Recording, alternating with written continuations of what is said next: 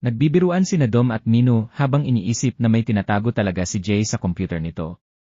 Pagkabukas nila rito, puro study lectures at educational videos lang ang nakita nila. Napareact si Dom at sinabing hindi siya makapaniwalang nabubuhay pa si Jay sa sobrang boring ng laman ng computer nito. Sumang-ayon naman si Minu at tinawag pa itong isang tunay na computer nerd. Mayabang namang sinabi ni Dom na ipapakita niya sa kanila ang isang bagong mundo. Nagkunwaring hanga si Minu at tinawag siyang master habang hinihiling na may maipakita naman siyang mas interesting. Pero agad silang pinagsabihan ni Jay at sinabing lumayo sila sa computer niya. Samantala, si Ju Woyun naman ay napapaisip na nasayang na ng husto ang oras niya dahil sa dalawang baliw na yon at mukhang malalati pa siya sa mga klase niya. Maya-maya, may binuksang video si Dom na pinangalan ng Viva Max habang sinasabing maghanda na sila sa panonood. Habang papasok si Ju Woyun sa kwarto, nagtaka siya kung bakit biglang tumahimik ang lahat. Pagpasok niya, sabay-sabay lang silang nakatitig sa screen habang sobrang absorbed sa pinapanood. Dahil doon, sobrang excited nilang nag-react at parang may nadiskubre silang panibagong mundo. Pagkatapos ng lahat, sinabi ni Dom na kailangan na niyang bumalik sa trabaho habang sinabi naman ni Ju Woyun na kailangan na niyang pumasok sa klase. Sa huli, naupo si Jay sa harap ng computer niya habang naiisip na nagkalat lang ng kung ano-anong kalokohan ang mga iyon sa computer niya. Pagkatapos noon, buburahin na sana ni Jay ang video pero bigla siyang nagdalawang isip. Saglit siyang tumingin sa paligid bago muling buksan ang video sa huling pagkakataon.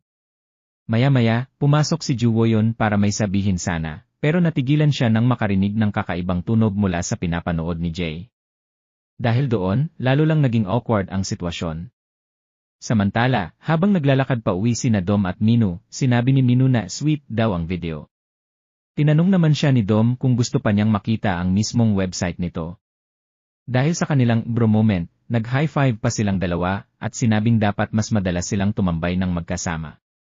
Sinabi naman ni Dom na kailangan na niyang pumasok sa trabaho at magkikita na lang sila ulit sa school.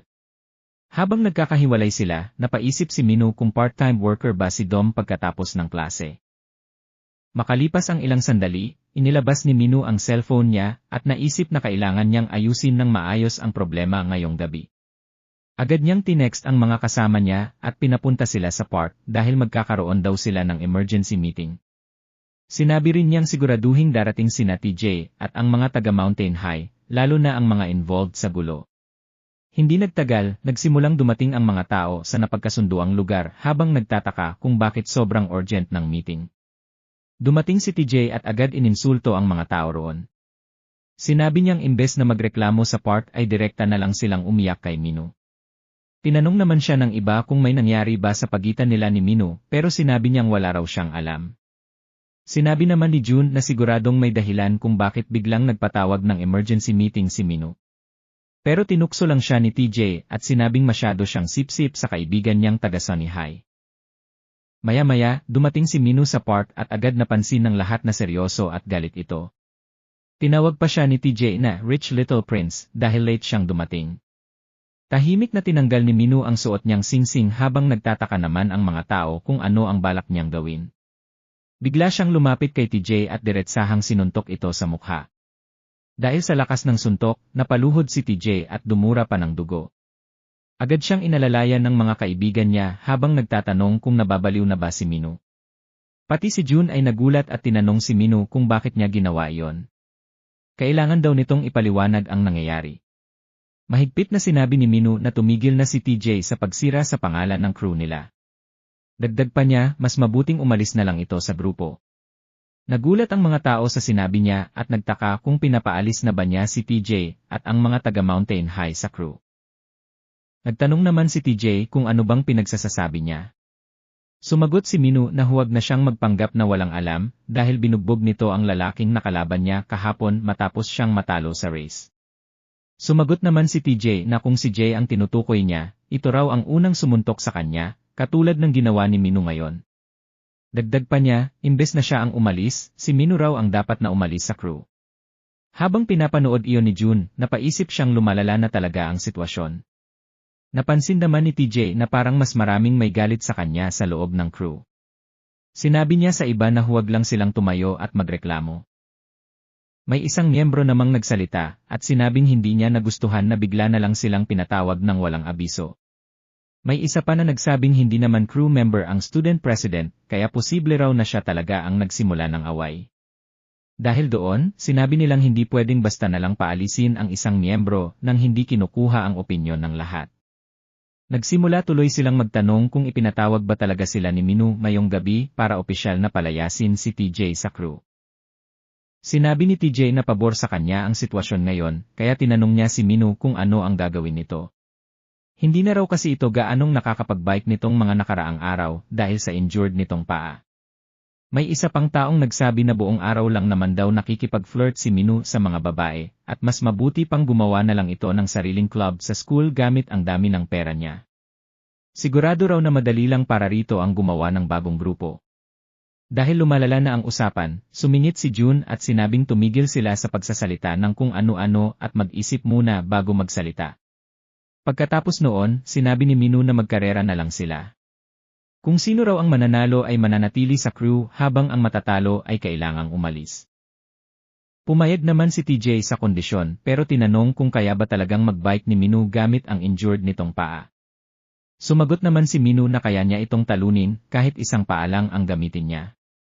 Dahil doon, sinabi ni TJ na gawin na lang nilang 3 versus 3 ang laban. Kung sino raw ang matalo ay kailangang umalis sa crew ng patas. Agad namang sinabi ni Minu na kaya niyang talunin silang tatlo. Pero sumingit si June at sinabing sasali rin siya. Nagtaka si Minu kung bakit, pero sinabi ni June na hindi kakayanin ni Minu mag-isa dahil sa kondisyon ng paa nito. Sinabi naman ni TJ na magiging laban ito ng Sunny High laban sa Mountain High. Pagkatapos, nagtanong siya kung may gustong mag-volunteer bilang pangatlong miyembro ng Sunny High team dahil kulang pa sila ng isa.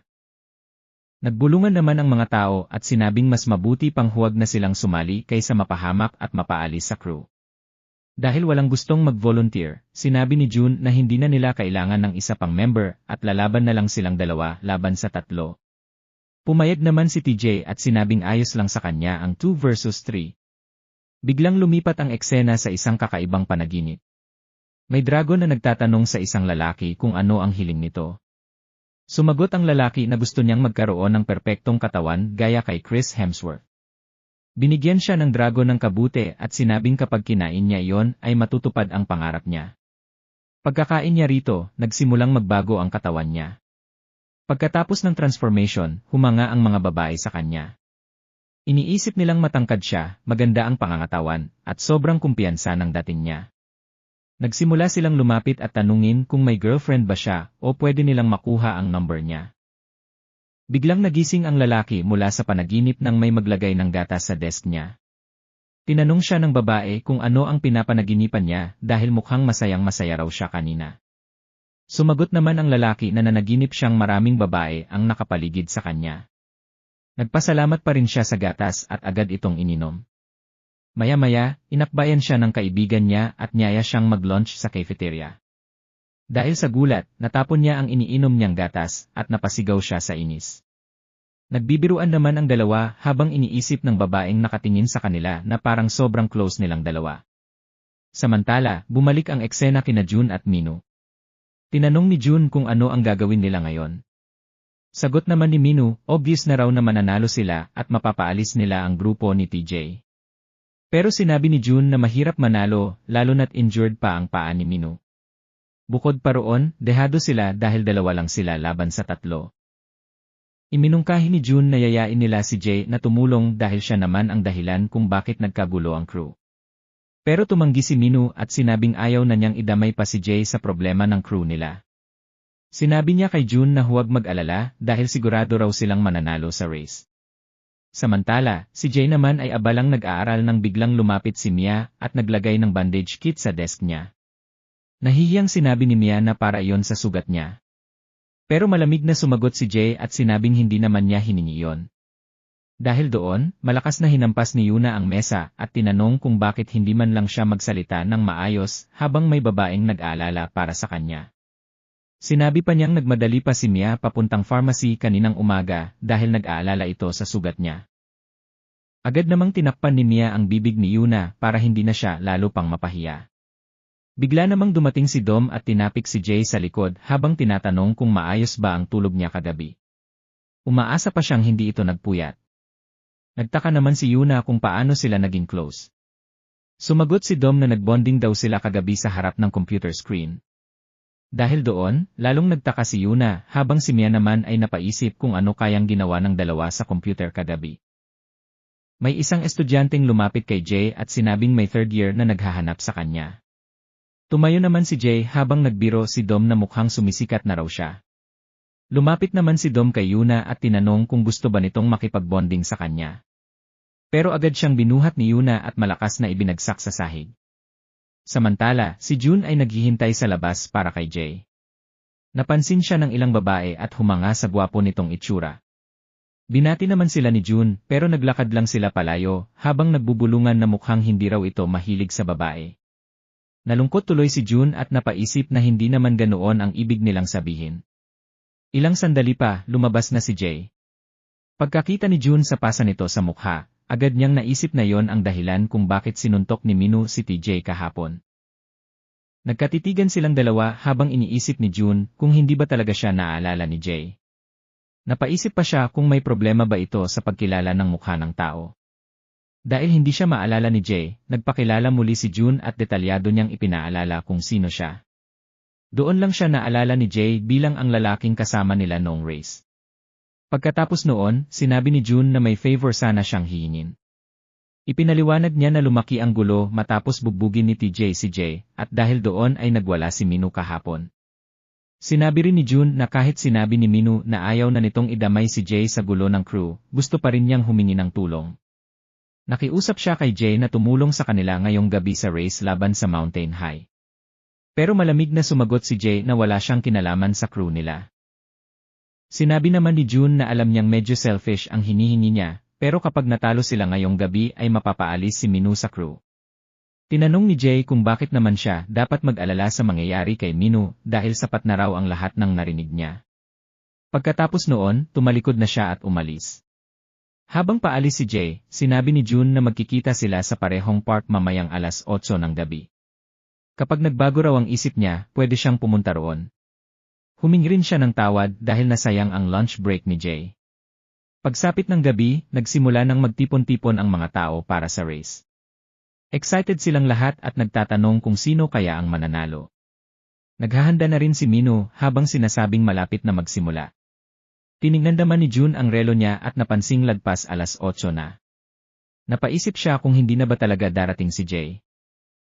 Isinuot ni June ang helmet niya at sinabi sa sarili na kailangan nilang gawin ito kahit wala si Jay. Naghanda na ang dalawang team habang ramdam ng audience na magiging matindi ang laban ngayong gabi. Habang tinitingnan ni June ang bike ni TJ, napansin niyang may mga bagong modifications ito. May preno na ito ngayon at pinalitan pa ang front wheel. Mayabang namang inasar ni TJ si Minu at sinabing huwag itong magpapasikat kung ayaw nitong masira pati kabilang paa niya.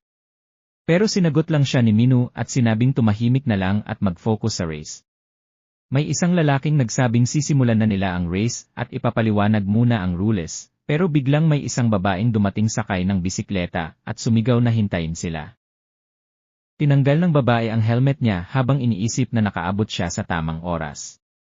Nagpakilala siya bilang si Harry at sinabi niyang isa siyang biking show commentator sa isang YouTube channel. Narinig daw niyang may race ngayong gabi kaya dali-dali siyang pumunta rito. Agad namang namula ang mga lalaki matapos makakita ng isang babaeng interesado rin sa biking. Ngumiti si Harry at tinanong kung pwede ba niyang i-broadcast ang race ngayong gabi. Binigyan ni Minu si Harry ng thumbs up at sinabing ikararangal nilang ma-broadcast ang race nila. Samantala, napangisi naman si TJ habang iniisip na mapapahiya rin niya si Minu online ngayong gabi. Isinuot ni Harry ang earphones niya at chinek kung maayos ang lahat bago simulan ang livestream. Binati niya ang viewers at tinanong kung malinaw ba siyang naririnig. Maya-maya, nilinaw ng isang lalaki ang rules ng race. Ayon sa kanya, relay race ang gagawin nila ngayong gabi. Katulad daw ito ng normal na relay race kung saan nagpapasahan ng baton ang mga runner, pero sa halip na baton ay rear armbands ang gagamitin nila. Kapag nilagyan ng pressure ang armband, kusa raw itong kakapit sa braso ng rider. Ang bawat rider ay maghihintay sa kani-kanilang designated spots, at ang unang team na makapagpasa ng armband at makabalik sa finish line ang siyang mananalo. At gaya ng napagkasunduan nila kanina, ang matatalong team ay mapapaalis sa crew. Muli niyang tinanong si Minu kung sigurado pa rin ba itong sasali kahit dehado sila dahil kulang sila ng isang miyembro. Pero kampanting sumagot si Minu na wala iyong problema. Kahit 3 laban sa 2 o 4 laban sa 2 pa raw ang kalaban nila, mananalo pa rin sila. Sinabi naman ng announcer na malinaw na ang lahat ng rules at hanggang matapos ang race ay wala nang pwedeng magreklamo na unfair ito. Pagkatapos noon, pinasuot niya ng armband ang bawat team. Bago magsimula, sinabi ni Minu kay June na huwag nitong mababasag muli ang ulo niya habang si TJ naman ay nang-asar at sinabing good luck sa pagra-race gamit ang isang paa. Samantala, sinabi ni Harry sa livestream na magsisimula na ang laban ng Sunny High at Mountain High. Isinuot ni TJ ang helmet niya habang iniisip na ipapakita niya ngayong gabi kung sino talaga ang mas magaling. Ang unang rider ng Mountain High ay si Hyung. Sinabihan naman ni Minu si June na siya na ang bahala rito gamit ang road bike niya. Dahil maraming kurbada sa unang parte ng course, may advantage raw si June laban sa fixed bike ni Hyung. Tinanong naman ni June si Minu kung sigurado ba itong kaya niyang harapin ang dalawang riders gamit lang ang injured niyang paa. Pero determinado si Minu at sinabing tatalunin niya sina TJ at ang Mountain High kahit ano pa ang mangyari. Pumayag naman si June sa plano niya at sinabing siya na ang bahala kay Hyung.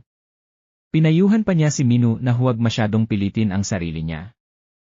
Makalipas ang ilang sandali, pumwesto na ang unang riders sa starting line habang hawak naman ni Harry ang cellphone niya para sa livestream. Sinabi ng announcer na magsisimula ang race oras na tumama ang cog sa lupa. Pagbagsak ng cog, agad na rumatsada ang mga rider. Agad na nakakuha ng lamang ang Mountain High. Habang sumusunod si Harry, sinabi niyang umaabot na sa halos 26 ang takbo nila at kasalukuyang nangunguna ang Mountain High. Habang pinapanood ng mga miyembro ang livestream, sinabi nilang maayos ang takbo ni Hyung. Samantala, tinanong naman ni Hyung si June kung iyon na lang ba ang kaya nito. Pero sa bawat likuan, dikit na dikit pa rin si June sa likuran niya. Nagtaka tuloy si Hyung kung bakit ayaw nitong bumitaw. Dahil doon, lalo niyang binilisan ang pagpadyak para magkaroon ng distansya, pero kahit bumibilis siya ay patuloy pa rin siyang sinusundan ni June. Napaisip si Hyung kung gumagamit ba si June ng slipstream teknike laban sa kanya. Ipinaliwanag ni Harry sa livestream na ang slipstream ay isang teknike kung saan ginagamit ng rider sa likod ang hangin na hinaharang ng rider sa unahan para mabawasan ang air resistance at makatipid ng lakas. Habang nanonood ang mga tao, halo-halo ang nararamdaman nila kung kakayanin ba ni Hyung. Samantala, napaisip si Hyung na hindi niya pwedeng hayaang gamitin lang siya ni June. Kapag nalampasan niya raw ang hill section, sigurado silang mananalo. Pero biglang umabante si June at nagpasalamat pa kay Hyung para sa windbreak. Sa isip ni June, mula rito ay muscle power na lang ang labanan. Agad siyang nagpalit ng gear at mas lalo pang bumilis. Excited namang sinabi ni Harry sa livestream na ang Sunny High na may pulang armband ay nakakuha na ng lead matapos lampasan ang Mountain High sa off-hill section. Namangha ang viewers at sinabing sobrang ganda ng strategy ni June. Samantala, hindi makapaniwala si Hyung kung paano biglang bumilis si June sa paakyat na bahagi ng daan. Habang nangyayari iyon, naghahanda na rin ang susunod na riders para sa kanilang turn. Napangisi si Minu habang sinasabing oras na para ipakita niya sa lahat kung ano talaga ang kaya niya. Tinanong ni Giwan kung paano nakakasiguro si Minu kung sino ang unang darating. Sumagot naman si Minu at tinanong siya kung naniniwala ba talaga itong kayang lampasan ni Hyung si June. Makalipas ang ilang sandali, narating na ni June ang off-hill section at natuwa siya nang makita si Minu sa relay point. Agad niyang ipinasa ang armband kay Minu at binigyan ito ng good luck bago siya tuluyang huminto. Pagkakuha ni Minu sa armband, mabilis siyang rumatsada. Excited namang sinabi ni Harry sa livestream na ang second runner ng Sunny High ay mabilis nang humahabol at papasok na sa huling bahagi ng race course. Habang nanonood ang viewers, napansin nilang lalo pang bumibilis ang pagpadyak ni Minu, habang ang iba naman ay nagsasabing tinatambakan na ng Sunny High ang Mountain High. Samantala, nagpapahinga muna si June habang umiinom matapos ang bahagi niya sa race. Tahimik siyang umaasang hindi na muling sasama ang lagay ng paa ni Minu habang tinatapos nito ang laban. Naalala pa niya ang nakaraang aksidente kung saan matinding nasugatan si Minu. Habang patuloy sa pagra-race, iniisip naman ni Minu na kaunti na lang at matatapos na nila ito. Ayaw niyang matalo kay TJ at mapaalis sa crew. Sa kabilang banda, naghihintay naman si TJ habang halatang naiinip. Nagtataka siya kung bakit hindi pa dumarating ang kakampi niya. May ilang taong nagsabi kay TJ na mukhang matatalo sila dahil kasalukuyang nangunguna ang Sunny High. Pero galit na pinagsabihan sila ni TJ na tumahimik at huwag magsaya agad matapos silang mabugbog noon. Maya-maya, nakita nilang paparating na si Minu habang mabilis itong nagpapadyak. Namangha naman ang mga tao at sinabing parang halimaw si Minu sa sobrang bilis nito. Habang naghihintay si TJ, patuloy pa rin siyang nagrereklamo kung bakit ang bagal ng teammate niya. Sa wakas, dumating rin ang kasama niya at sumigaw na ginagawa niya ang lahat para makahabol. Pero habang mabilis na umaandar si Minu, bigla siyang nakakita ng pusa sa harap ng daan. Dahil doon, napapreno siya ng malakas at agad niyang naramdaman na lalo niyang napinsala ang injured niyang paa. Nawalan siya ng balanse at malakas na bumagsak mula sa bike niya papunta sa kalsada. Nagulat si Harry at agad napasigaw habang tinatanong kung kakabagsak lang ba ni Minu. Nagulat din ang viewers dahil maayos naman ang takbo ni Minu kanina.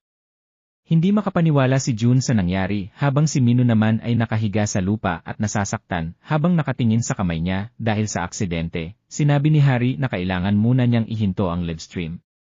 Bigla tuloy naputol ang stream at nadismaya ang viewers. May isang lalaki pang nagsabing mukhang dito na magtatapos ang laban para sa Sunny High. Samantala, muling isinuot ni June ang helmet niya habang iniisip na hindi na sana pinayagang mag-race si Minu gamit ang injured nitong paa.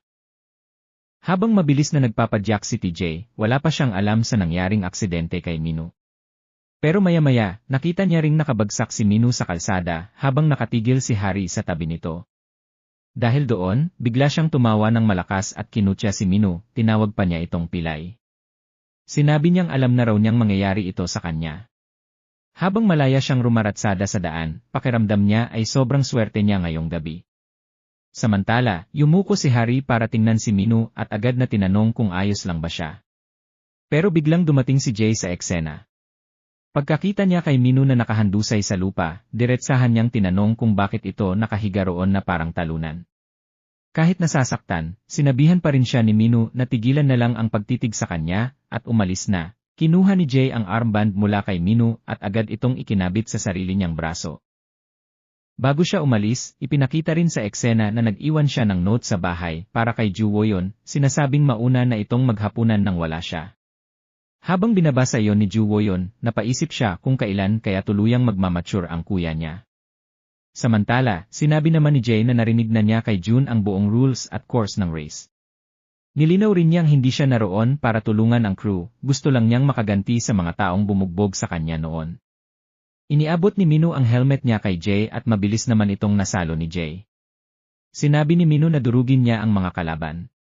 Pero agad nagreklamo si Jay at tinanong kung kailangan ba talaga niyang isuot iyon dahil amoy kilikili raw ni Minu ang helmet. Sumagot naman si Minu na mas mabango pa raw iyon kaysa sa iniisip niya at sinabihan si Jay na tigilan na ang pagiging suplado. Habang nangyayari iyon, napatingin si Harry sa bike ni Jay at hindi makapaniwalang iyon ang gagamitin niya sa race. Sa kabilang banda, masayang-masaya namang nagpapadyak si TJ habang iniisip na hindi na muling makakapagmayabang si Minu matapos nitong sumabak sa race gamit ang injured nitong paa. Pero sa isip ni Minu, tahimik niyang hinihiling kay TJ ang swerte nito dahil may halimaw nang humahabol sa kanya. Makalipas lang ang ilang sandali, napatingin si TJ sa likod at nagulat nang makita si Jay na mabilis na humahabol sa kanya gamit ang bisikleta nito. Natulala si TJ at nagtaka kung saan biglang nanggaling si Jay. Agad niyang binilisan lalo ang pagpadyak habang iniisip na hindi sinabi ng mga taga Sunny High na sasali pala si Jay sa race. Ramdam niya na parang toro si Jay kung sumugod habang mabilis na lumalapit. Dahil malapit na siya sa finish line, sinabi ni TJ sa sarili niyang hindi siya pwedeng matalo ngayon. Naalala niya na may downhill section pa sa unahan at naniwala siyang hindi kakayanin ni Jay ang huling U-shaped curve ng walang preno. Iniisip niyang sapat na kung maunahan niya si Jay sa downhill para manalo siya. Ilang sandali pa, narating nila ang downhill section habang dikit na dikit pa rin si Jay sa kanya. Pero habang bumababa si TJ, bumalik sa isip niya ang alaala ng malakas niyang pagkakabangga sa fence noong nakaraang race. Dahil sa takot, napapreno siya nang hindi sinasadya. Sinamantala naman yun ni Jay at mabilis siyang nilampasan. Gulat na gulat si TJ at napaisip kung baliw na ba talaga si Jay. Habang mabilis na bumababa sa downhill, ginamit ni Jay ang rock wall technique para makontrol ang sobrang bilis niya sa matarik na daan. Hindi makapaniwala si TJ sa ginagawa ni Jay. Ang rock wall ay isang matinding bike trick kung saan umiikot ng halos 180 degrees ang bisikleta habang ginagamit ang front wheel bilang sentro ng pagliko. Sa sobrang delikado nito, natulala si TJ habang iniisip kung baliw na ba talaga si Jay. Sino raw ba ang gagawa ng ganoong risky na galaw sa mismong downhill section? Pagkatapos gawin ang trick, biglang huminto si Jay at diretsahang hinarangan ang daan ni TJ. Nagulat si TJ at agad sumigaw kay Jay na umalis sa harap niya kung ayaw nitong pareho silang mamatay. Pero nanatiling nakatayo si Jay sa pwesto niya at hindi man lang gumalaw. Dahil wala nang ibang choice, napapreno ng malakas si TJ para maiwasan siyang mabangga ng diretsyo. Muntik na niyang makontrol ang bike, pero tumama pa rin ang harapang gulong niya sa front wheel ni Jay. Tinanong ni TJ kung tuluyan na bang nabaliw si Jay. Pero malamig lang na sumagot si Jay na kasalanan naman ni TJ kung bakit niya sinipa ang bike niya noon. Nagtaka si TJ kung ano bang pinagsasasabi nito, pero diretsahan sinabi ni Jay na dito na nila tatapusin ang laban. Sinabi ni Jay na gusto niyang malaman kung alin ba talaga ang mas mabilis, ang mamahaling carbon bike ni TJ o ang tinatawag nitong lumang bakal. Napangisi naman si TJ at tinanong kung hinahamon ba talaga siya ni Jay. Sumagot si Jay na, at gagawin nila ang isang all-out sprint sa diretsyo at mahabang daan. Kung sino raw ang unang makarating sa dulo, iyon ang tunay na panalo. Dagdag pa niya, gusto niyang makita kung gaano ba talaga kabilis ang mamahaling carbon bike ni TJ, at kung matatalo raw ang lightweight carbon bike nito sa basurang bike na gamit niya. Hindi dapat sisihin ni TJ ang bisikleta kundi ang sarili niyang kakayahan. Dahil doon, lalong nag-init ang ulo ni TJ, at agad niyang sinabing tingnan na lang nila kung sino talaga ang matatalo. Makalipas ang ilang segundo, pumwesto silang dalawa sa mahabang straight road para sa final sprint. Pagkasimula ng race, agad na nakakuha ng advantage si TJ dahil sa magaang carbon bike niya. Pero yumuko si Jay para mabawasan ang air drag habang todo niyang pinapadyak ang bisikleta. Unti-unti niyang nalampasan muli si TJ. Hindi makapaniwala si TJ na natatalo siya ng bike na tinatawag niyang basura. Samantala, nakabalik na sina Minu at June sa park. Agad silang sinalubong ng mga kasama nila at tinanong kung ayos lang ba si Minu. Humingi naman ng tawad si Minu at sinabing hindi niya naibigay ang best niya dahil hindi pa tuluyang gumagaling ang paa niya mula sa dating injury. Napabuntong hininga si June at sinabing hindi na sana nito pinilit pa ang sarili niya. Sinabi rin ni Harry na maswerte pa rin si Minu dahil hindi ito malubhang nasaktan kahit sobrang bilis ng pagkakahulog niya. Habang nangyayari iyon, nagyayabang naman ang mga taga Mountain High at sinabing sila ang panalo. May isa pa ngang nagsabi na nagpapasalamat sila kay Minu dahil siya raw ang naghatid ng hangin para manalo sila. Pero maya-maya, may napansin silang rider na paparating habang suot ang pulang armband ng Sunny High. Nagtaka ang lahat kung sino yon. Habang mabilis na rumaratsada si Jay papunta sa finish line, ramdam naman ni TJ ang matinding inis hanggang buto. Hindi niya matanggap kung bakit natatalo ang mamahaling bike niya sa lumang bike ni Jay. Paglapit ng rider, doon lang napagtanto ng lahat na si Jay pala yon, ang student president. At higit sa lahat, nauna siya kay TJ. Agad namang nagreklamo ang mga taga Mountain High at sinabing nandaya ang Sunny High. Tinanong nila kung saan biglang nanggaling si Jay. Tahimik namang binuksan ni Jay ang jacket niya habang lumalabas ang init at usok mula sa katawan niya dahil sa matinding pagpadyak. Galit na galit namang minura siya ni TJ matapos matalo. Pero diretsahan sinabi ni Jay na si TJ ang totoong basura, hindi ang bike niya. Sinabihan pa niya itong mag-practice muna ng basic pedaling bago siya hamunin ulit. Lalong nainis si TJ at tinanong kung ano raw bang pinagsasasabi niya.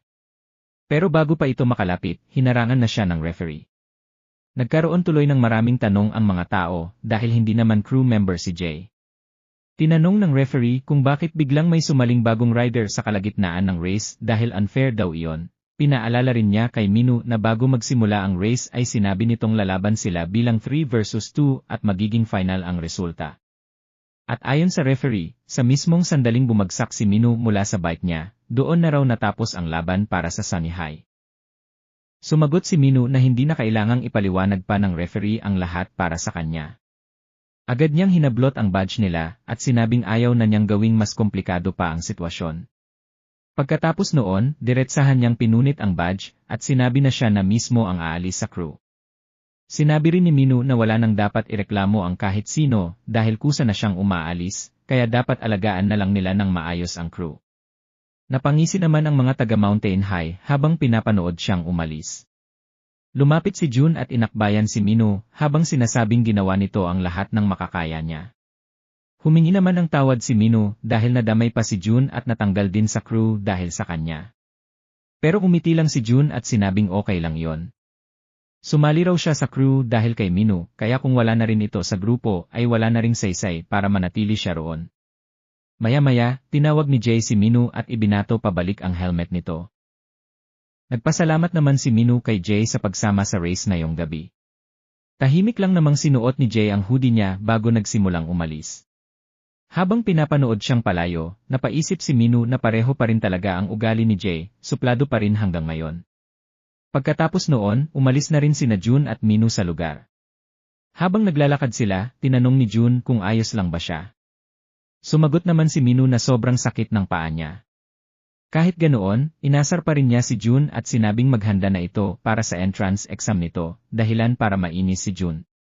Samantala, tuwang-tuwa naman ang mga taga Mountain High at sinabing dapat nilang i-celebrate ang panalo nila gamit ang burgers at drinks. Tinanong pa nila si TJ kung sasama ba siya, pero hindi ito sumagot. Sa kaibuturan kasi ng isip niya, alam niyang hindi niya tunay na natalo si Jay sa race. Bigla namang may tumawag kay TJ gamit ang palayaw nitong Mamushay Boy. Inis na nagtanong si TJ kung sino na naman ang naghahanap ng gulo, pero agad siyang natakot nang makita niya si Vinny. Vinny? Tinanong siya ni Vinny kung ano ang balak niya at kung sasaktan ba niya ito. Kinakabahang tinanong naman ni TJ kung ano ang ginagawa ni Vinny roon, pero sumagot si Vinny na wala namang masama kung naroon siya. Sinabi ni Vinny na napanood niya ang livestream at nakita niyang nagbabike ulit si Minu. May isa sa grupo ang nagsabing wala nang halaga si Minu dahil natalo raw ito at natanggal sa crew mayong gabi. Pero malamig na sinabi ni Vinny na dahil nawawala ang pusa, nagsisilabasan na raw ang maliliit na daga para maglaro. Nagmadali namang sumagot ang tatlo at sinabing hindi naman ganoon ang ibig nilang sabihin. Ininsulto naman sila ni Vinny at sinabing basura ang crew nila. Pagkatapos noon, tumalikod na siya habang iniisip na aktibo pa rin pala si Minu sa pagbabike. Sa isip ni Vinny, gusto pa niyang tuluyang sirain ang kabilang paa ni Minu para hindi na ito makapagbike kailanman. Bago umalis, sinabi rin niyang aalis na siya sa crew at bahala na silang maglaro ng sila-sila lang. Napaisip tuloy si TJ kung anong klaseng gulo na naman ang gustong simulan ni Vinny. Samantala, nakauwi na si Minu sa marangya nilang bahay. Habang naglalakad siya, napaisip siyang parang si Steve Jobs siya matapos matanggal sa sarili niyang crew. Iniisip pa rin niya na kung hindi lang dahil sa injured niyang paa ay siguradong nanalo siya. Sakto namang dumating din sa bahay ang ama niya at ang stepmother niya.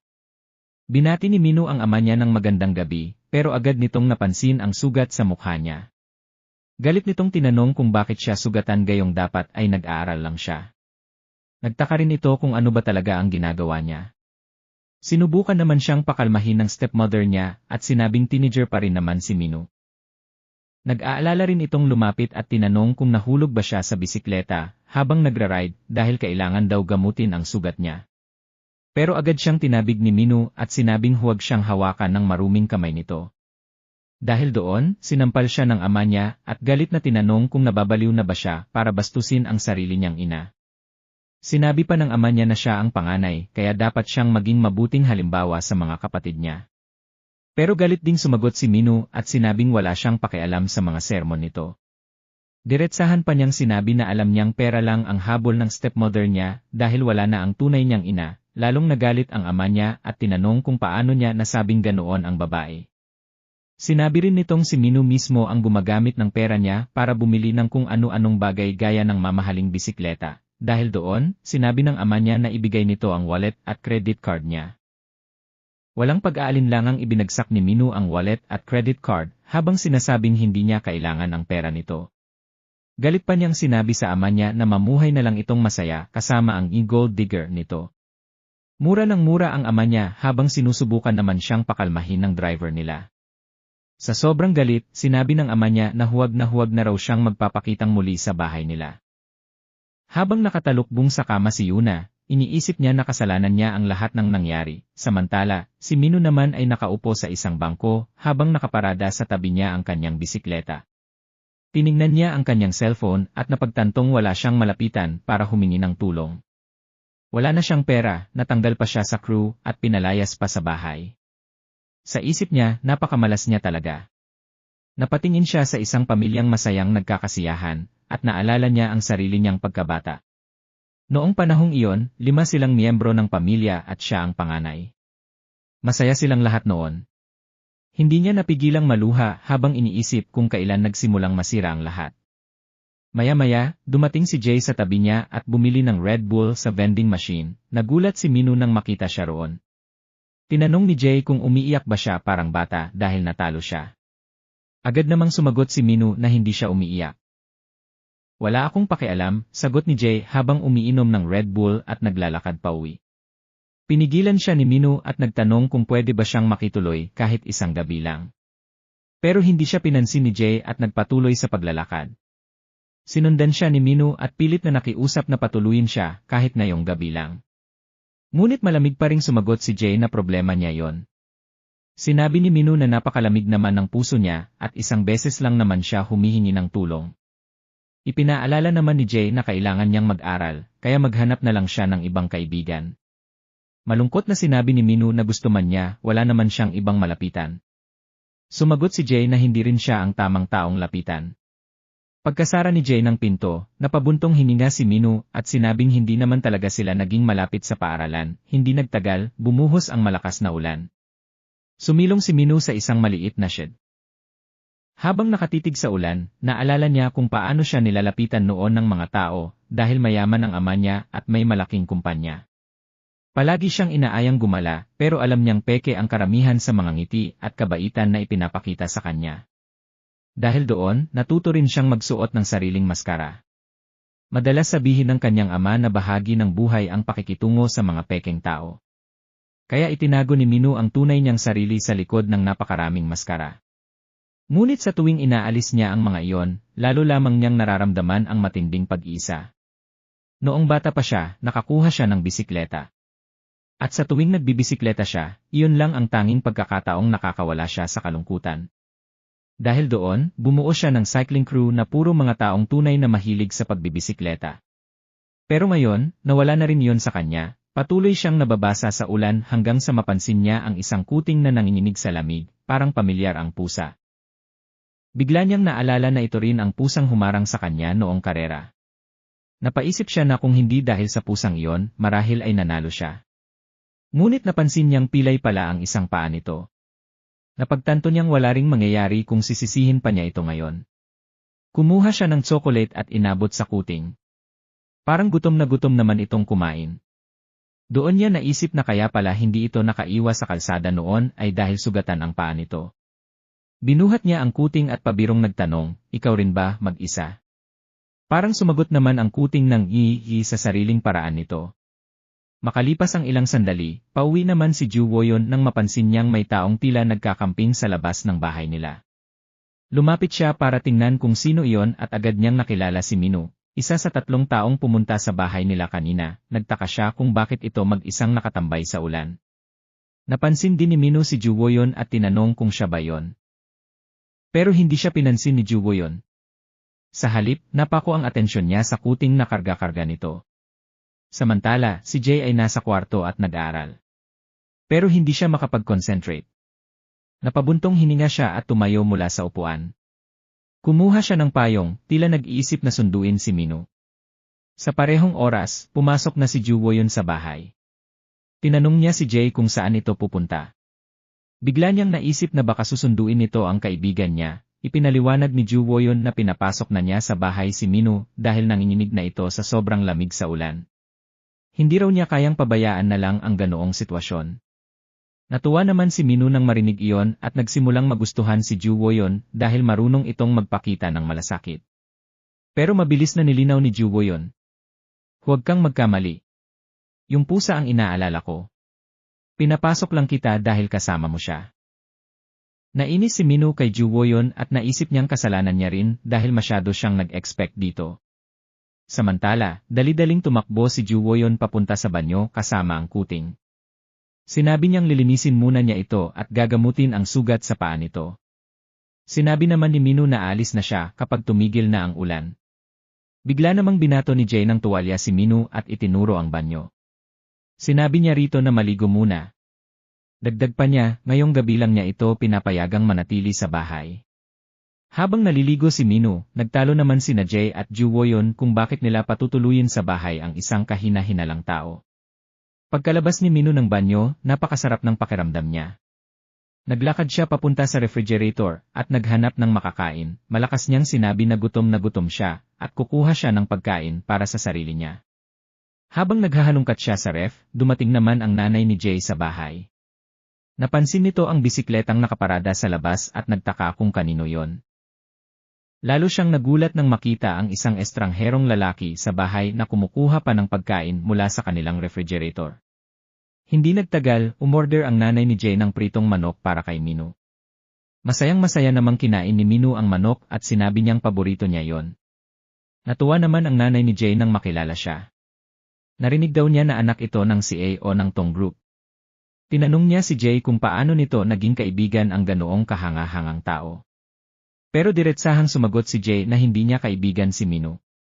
Biglang sumingit si Juwoyon at sinabing dati naman ay sinasabi ng nanay nila na walang silbi ang pagkakaroon ng kaibigan, kaya bakit iba na ang sinasabi nito ngayon? Bilang sagot, isinuksok ng nanay nila ang isang pirasong manok sa bibig niya at sinabing ubusin na lang niya yon at bumalik sa pag-aaral. Malapit na rin daw ang exam niya kaya mas dapat siyang mag-aral kaysa kumain ng kumain. Maya-maya, narinig niya ang pag-ungol ng kuting. Nagtaka siya kung saan nanggaling ang pusa. Itinuro naman ni Juwoyon si Minu at sinabing ito ang nagdala rito.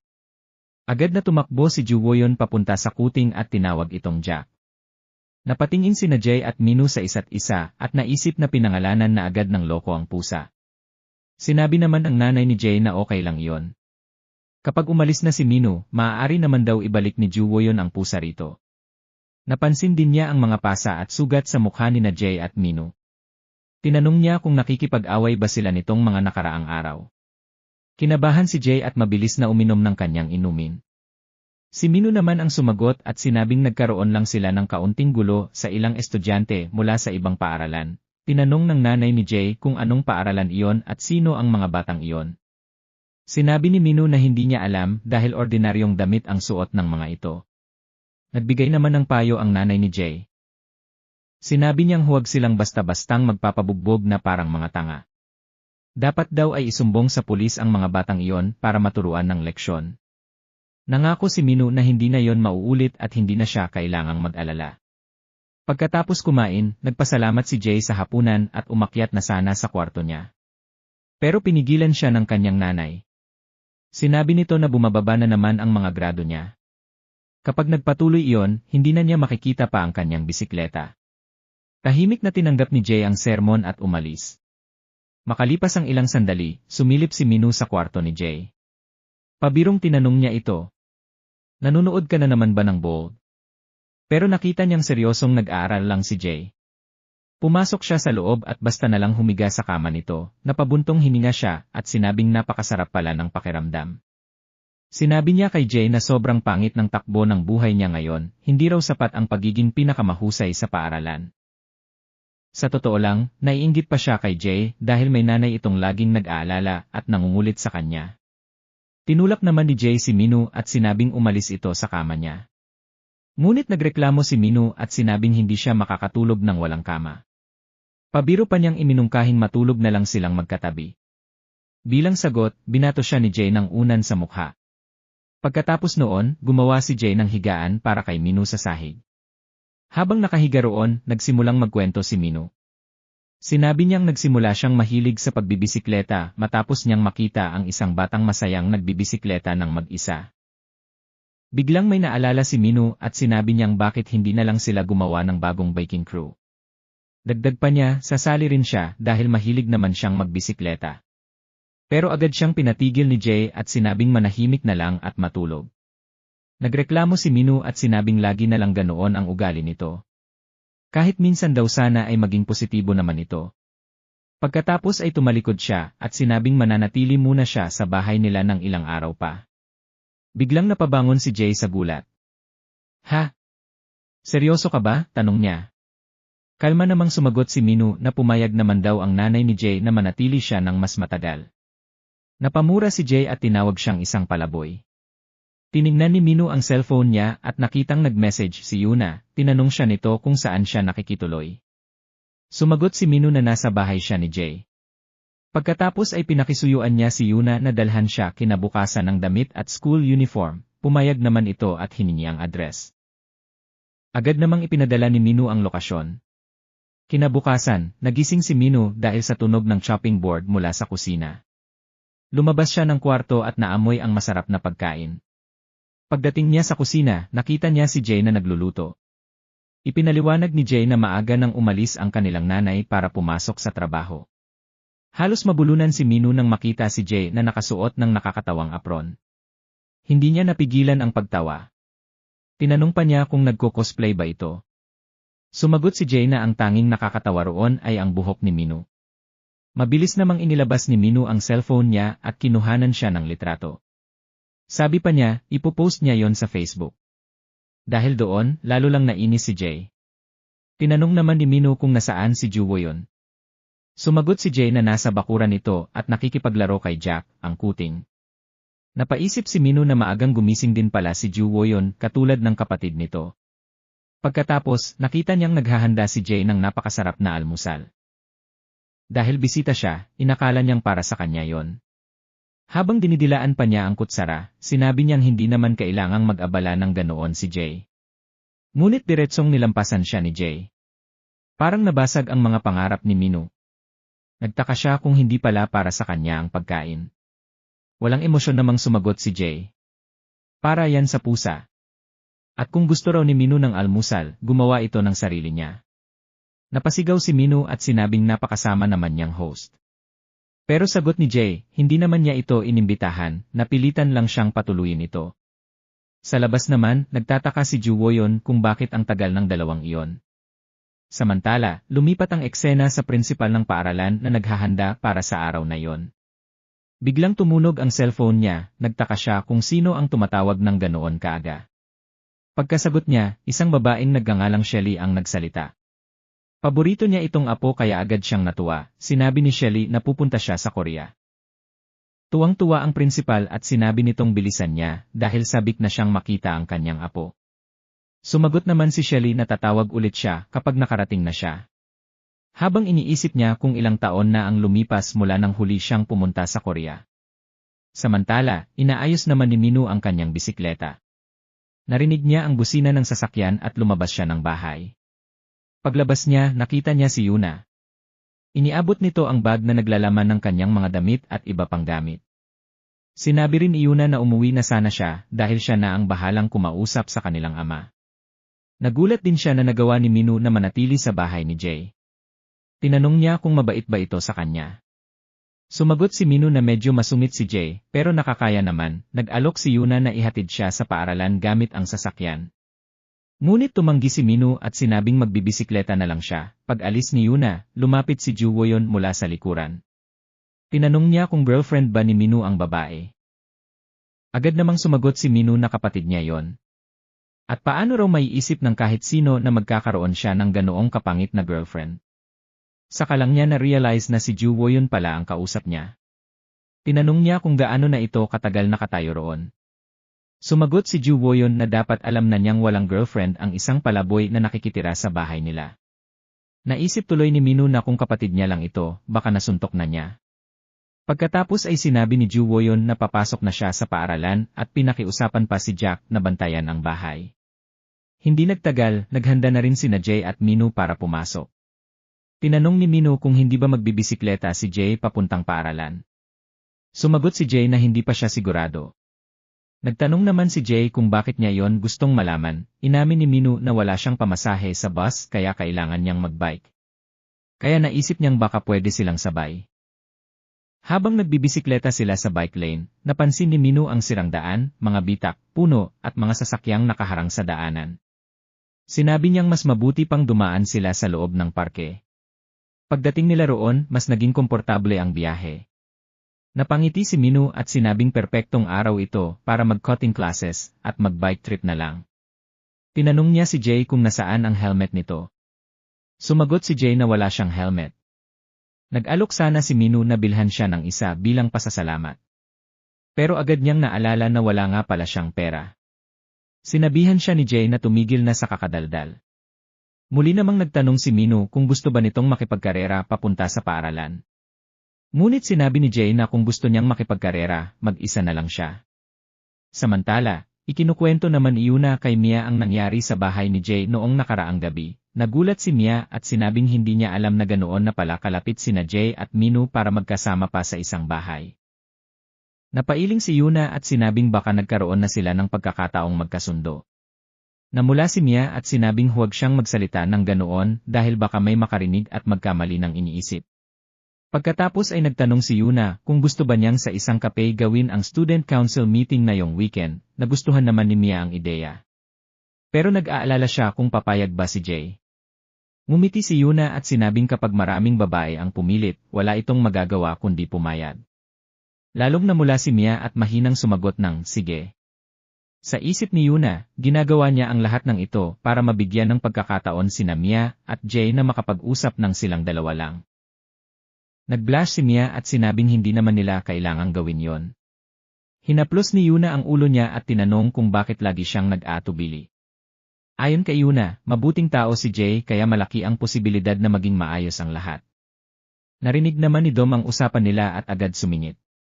Sinabi niyang gusto rin niyang sumama sa meeting at tinanong si Yuna kung pwede siyang makijoin. Napairap si Yuna at nagtanong kung bakit naman siya sasama gayong hindi naman siya miyembro ng student council. Ngumiti si Dom at sinabing maaari siyang maging personal assistant ni Yuna. Dahil doon, sinabihan siya ni Yuna na tigilan ang pagiging loko-loko at bumalik na lang sa pag-idlip sa hapon. Nag-alok pa si Dom na manood sila ng zombie movie kinabukasan, pero pinagtabuyan lang siya ni Yuna. Mula sa bintana, nakita ni Mia sina Jay at Minu na magkasamang nagbibisikleta papunta sa paaralan. Napansin niyang maganda ang panahon kaya naisip niyang bumili rin ng bisikleta. Sinabi ni Yuna na magandang ideya yon at maaari pa niyang hilingin kay Jay na turuan siyang magbisikleta. Nang sabihin ni Dom na bibili rin siya ng bike, agad namang sumagot si Yuna na wala siyang pakialam. Pagpasok ni Minu sa hallway habang pasan ang kanyang bisikleta, agad siyang binati ng mga babae.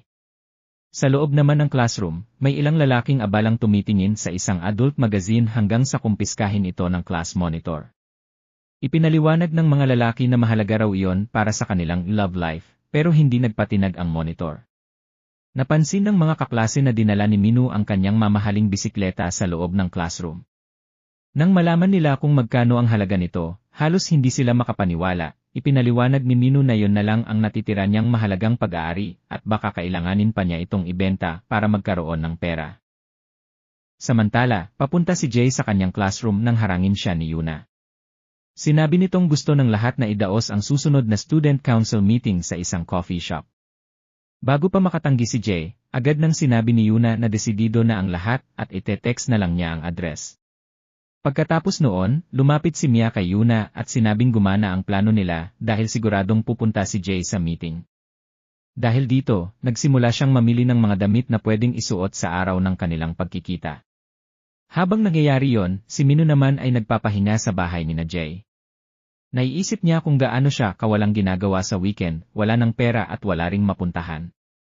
Habang nakatanaw siya sa bintana, nakita niya ang ilang magkasintahang naglalakad at lalo siyang nainggit. Nakita rin niya si Ju Woyon na masayang hinahabol si Jack sa labas. Maya-maya, napansin niyang naghahanda si Jay para umalis. Kaya agad niya itong tinanong. Saan ka pupunta? Tahimik na sumagot si Jay. May student council meeting ako.